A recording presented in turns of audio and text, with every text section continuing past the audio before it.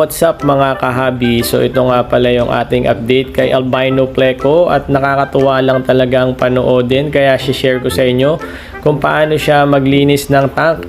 At ito nga dahil madumi na ang tank nila Angelfish, nilipat ko sila dito at pagkalipat nga natin tuloy-tuloy na ang kanyang pagkain. So matik na yan kahit di mo utusan na siya ay maglilinis ng kusa.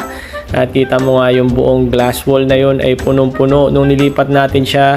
At yan nga tuloy-tuloy siya sa pagkain at pagsipsip ng lumot.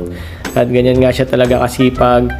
At kahit di mo na siya sabihan, talagang may kusa, di ba? Napakasipag. Kaya highly recommended din na magkaroon tayo ng Pleco or janitor fish sa ating mga tank para na rin sa kalinisan. At kahit hindi mo na siya lagyan ng filter masyado, ito yung mga nakadikit na dumi na kaya niyang tanggalin. At titingnan nga natin ang kanyang progress sa mga susunod na araw.